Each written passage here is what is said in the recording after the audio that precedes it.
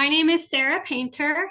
I am a teacher and an educator in Clearwater, Florida, which is right along the coast. We have beautiful beaches, wonderful weather. It's summer year round here, so just the most perfect and beautiful place to live. Does Florida have special education? Hi, Luita. Yes, Florida does have special education. Our students are screened beginning in kindergarten, so age 5. And if a teacher recommends them to be screened, then we do some assessments with them. And if they qualify, then they get services throughout the school day. Sometimes that's a small group setting where they work with a special education teacher. And sometimes they get pulled out of the classroom and go to a room to get that same services. And it follows them all the way until they graduate from high school. Okay, thank you. Sai Surya. I am 12 years old. My hobbies are reading books, playing games, and watching TV. My future ambition is to become a police officer. Can I ask you a question, ma'am? Sure. Which subjects did you use to enjoy teaching? Hi, Surya. Yes, I love teaching. It is one of my greatest joys in life.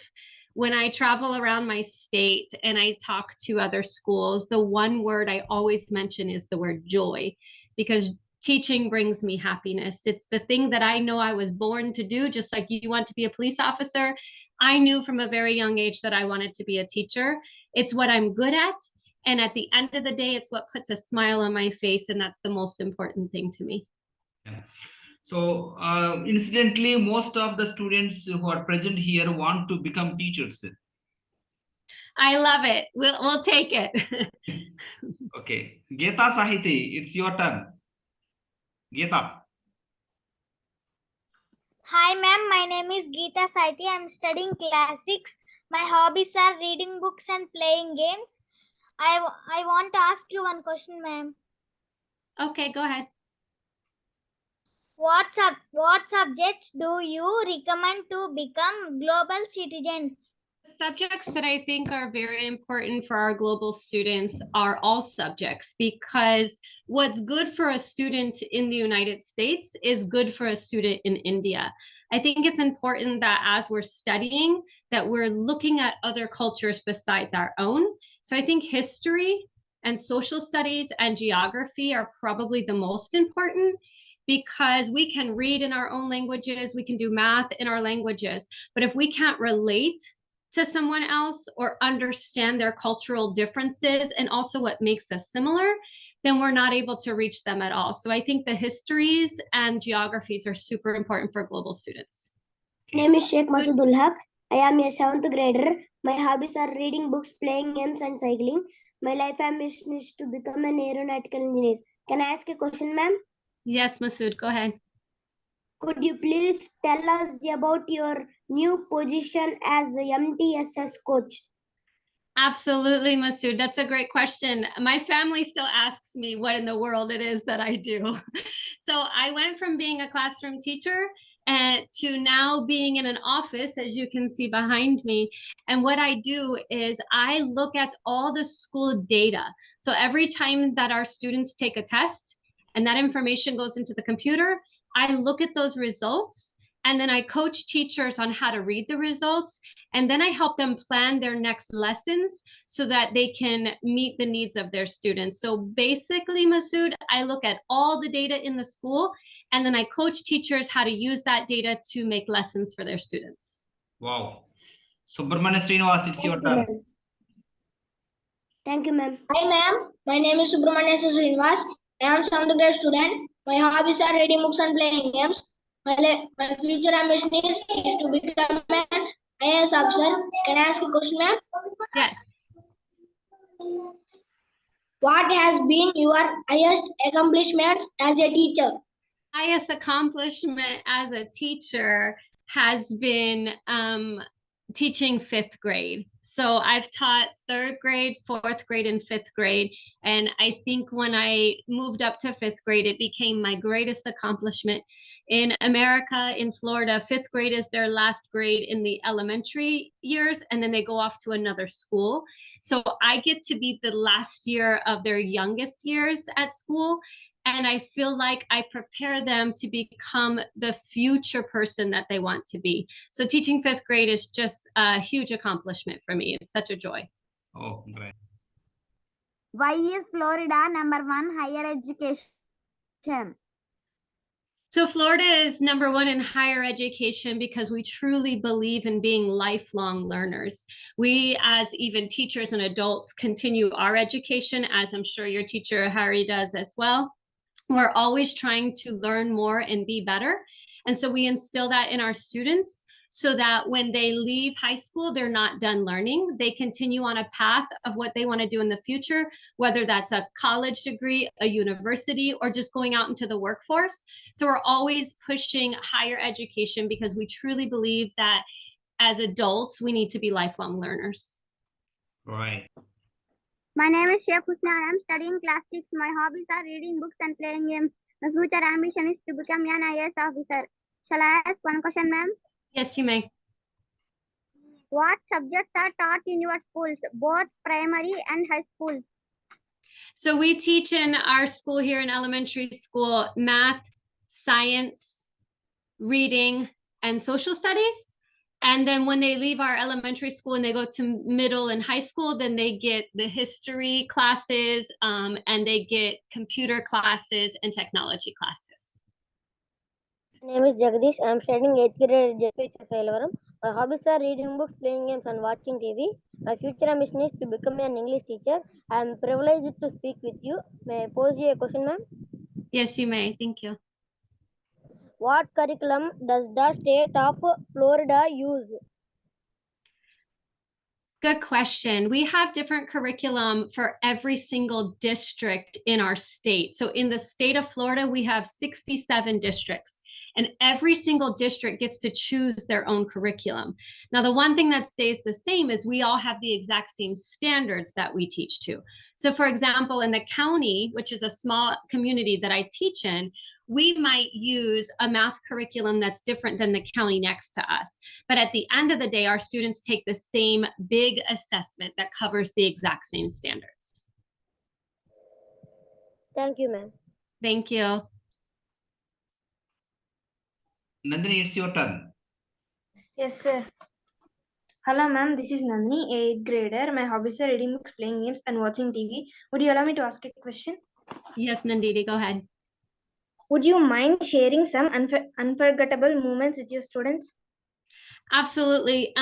One of the most unforgettable moments for me was when I was named a finalist for the Florida Teacher of the Year. 2 years ago, I was in my 5th grade classroom and I was really hoping that I had made it as a finalist, and they were announcing that week the top 5.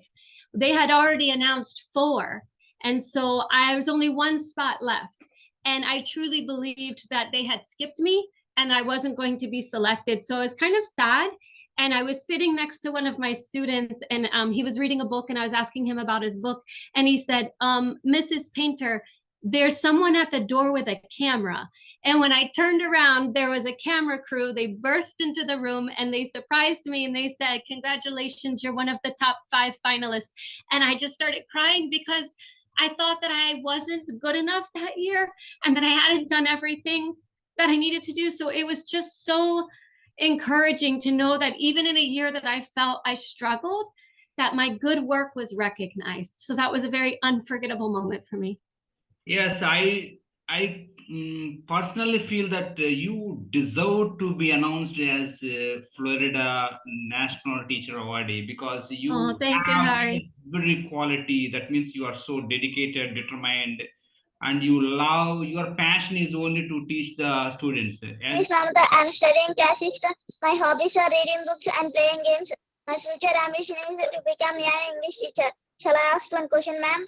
Yes, Mamata, go ahead. What is a fine art for Florida? A 504 plan, yes. So that is a special plan we put in place for students who require extra time to finish assignments. So it could be due to a medical diagnosis, maybe ADHD, or they just think a little slower than other students. We put this plan in place that we call 504, which is just a number that stands for the law that passed for it. And we allow our students then to have extra time when completing assignments and assessments, as well as maybe a smaller group setting to take that assessment in. My name is Radhika Priya. I am studying class 6. My hobbies are reading books, playing games. My future ambition is to become an IAS officer. Shall I ask one question, ma'am? Sure, go ahead. Do you think that American education system is well equipped to produce global citizens? I think that we are well on our way. Have we arrived? Are we there yet? No, but that goes with the lifelong learning. I think just in the last 5 years, it's really taken off, and we're starting to understand where our areas of strength are, but more importantly, where our areas of opportunity are. So when we dialogue with you guys, when I get to connect across the globe, I think that's one step in the right direction of showing how we need to be working together and learning from each other, because I'm sure the education system in India is much different than the education system in America. And I think we have so much to learn from each other. And when we create opportunities like your teacher and I have created today, it shows the world that we are willing to work together to be stronger and to be better. Yeah. So now it's my turn, and I have a few questions to be asked. So Sure. You have just told me that you wanted to become a teacher right from your childhood. So that means there must be someone behind you, in fact, to inspire you to become a teacher. So would you like to share the man or the woman or a teacher or your parent or somebody who inspired you to come into this great profession? So really the answer to that is simple. I'm a Christian, so I believe in Jesus Christ, and I believe that he formed me for the heart and the passion and the work that I have. And so when I get asked that question, it's not a human person that has inspired me. In fact, Hari, I believe that my humble upbringing, I'm one of 7 children. I'm the first and only to go to college and graduate. I think that drove me to do different than my family. I wanted to do more than what was expected in our family. And so the passion that I was born with, paired with the desire to do more and be more, is what put me on a path to becoming a teacher. So one more question is, today in this competitive world, irrespective of the continents, irrespective of the countries, everybody these days are learning robotics, coding. These are the subjects. Every country, every school, they are talking about these 2 subjects. So do you think that these 2 subjects provide a lot of employment opportunities to this present or upcoming generation in the future? Not only do I agree that they are essential and relevant, but they're engaging. And the generation that we need to reach right now is used to instant gratification through all sorts of media. So I think when we pair that with the need, we are producing exactly what we want in our future. We want successful adults that understand the system, but find enjoyment as well. As you've heard me say many times, if we don't enjoy what we're doing, we will not get the most out of that experience. So I think we're tapping into the desires of the future generation by allowing them to go down a path that is pursuing the dreams that they're currently already passionate about. I heard from many of your students today that playing games is one of their absolute favorite hobbies. And I wanted to ask, do you mean like a board game, or are you talking about a digital game? Because probably 90% of them were talking about some sort of game system, right, on the computer or on the phone. And so I think you're right. This is the area that we need to do the most work in, because it's going to be the most relevant in a very short amount of time, if not already. And one more thing is that the training sessions for the teachers. So these days, teachers should be creative, just like you. So, but unfortunately, many teachers in my region and maybe some other regions of India, they are not working as good as other competent teachers working in a different parts of the world. I don't know the reason, a lack of professionalism and maybe some other reasons. So, what would you suggest to these the teachers and who want to become teachers? Because some of my students want to become teachers in the future. And so, what would you like to advise the teachers, upcoming teachers or the current teachers? So, what kind Yeah, of passion should they develop before they come? Yeah, no, that's a great question. And I think the answer is that we have to create intentional opportunities to meet together. Because if you leave it to teachers, we don't have enough time. We don't even have enough time to eat lunch or go to the bathroom when we want to, right? So if you ask teachers to find the time, it's not going to happen. But if we intentionally create opportunities like you and I to connect, to do that intentional work, but the key there is it's intentional. I have to plan it. I have to put it in my calendar. Otherwise, it'll never happen, because every day brings its own list of tasks that grows throughout the day. So I think one is we have to be intentional, but two, I think we need to feel supported. And that comes from our administration, right? The people that we answer to. If they don't support the work we do and create those opportunities for us, it's not going to happen. Yes, one thing I have observed, I have recently been to your country as a part of Fulbright Teaching Excellence and Achievement Program. And I have observed a few unique things in your schooling system, entire schooling system. And most of the students that come to your school, they want to learn some, what we call it, the subjects that are not part of academics. So they want to learn music, and some students they want to learn the other co-curricular subjects like agriculture and some technical subjects. But in Indian context, I think we don't have these subjects, and that's the reason many students of India they quit after grade 10 and they go to the different professions. And do you support this elective system that is exist in USA is strong enough to give a good employment opportunity to the students and not just relying on the core subjects? Do you agree this concept of elective system? I think there has to be a balance. And until we change the way our students are assessed here in America, we can't change the way they're instructed. Because unfortunately, or fortunately, either way you look at it, we are held to a set of standards that are tied to our teacher evaluations. And so our student outcome data really tells a story about us.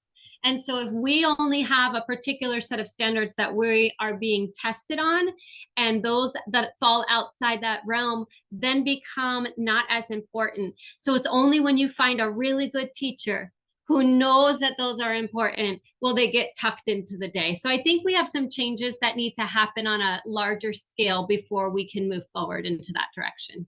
Yes. So communicative skills these days are so vital, and even within India or outside India. In India, we have many languages. So each state has its own regional language. So I can't even speak with my fellow Indian, so who is living quite close to my state, because he speaks a different language from what I speak here. So that's why English is quite essential, and just like oxygen for all the Indians to master, and even the rest of the world. So how important English language in this global perspective? Because most of my students have been following me for the last 2-3 years, and they have also decided their future goals. They want to become English teachers. If you have seen them, they have set their goals to be an English teachers. So how important it is, how important the English language in the global perspective? So I wouldn't say that that's the number one goal is for everyone to be able to speak English. The number one goal would be for everyone to understand each other's cultural differences.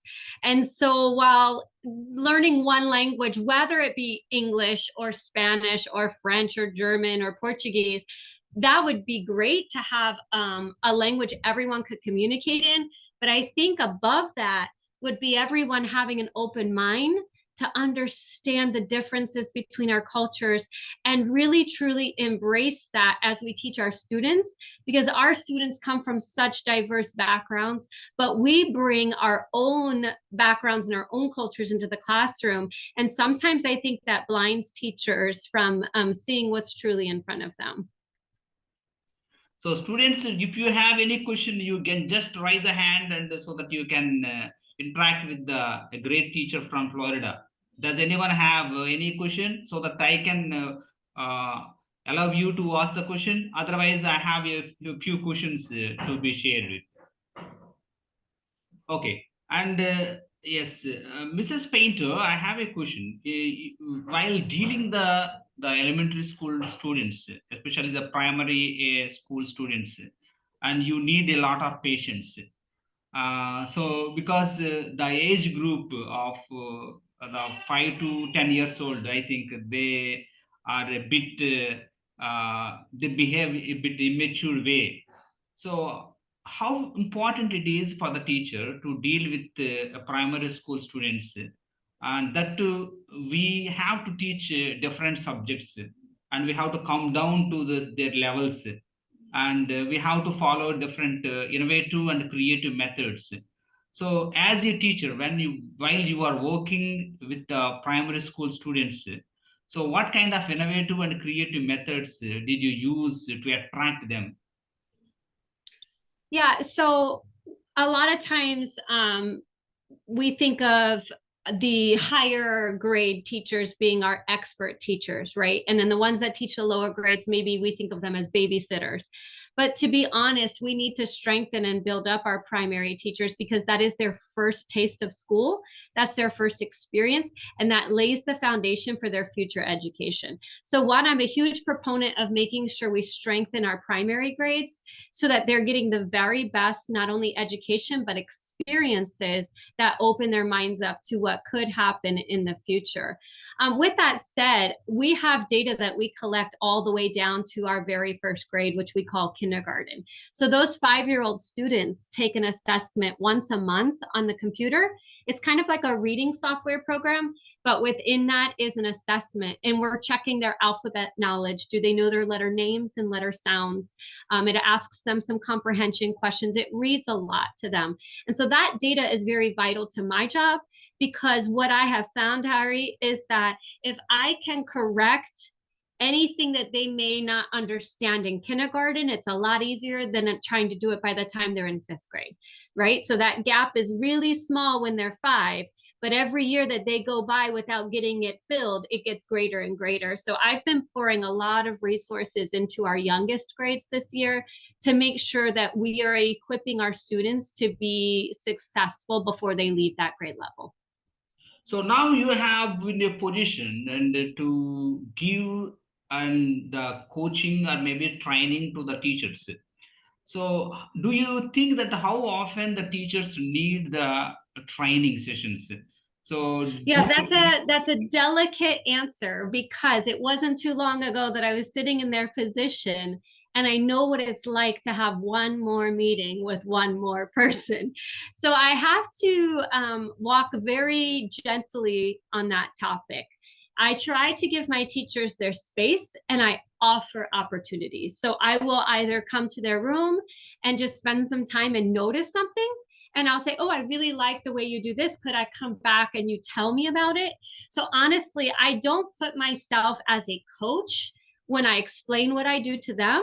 I really want to hear what they're doing, and understand what they're doing, so that it gives me more context when I'm looking at their data. So honestly, I think I'm the one being coached more this year as I'm learning what's happening in all my coworkers' classrooms, because we don't get time to spend time in their classrooms, right? We're only in our room. So I've been stuck in my room for 20 years, and I finally get to go see what's happening down the hall, and I really like that.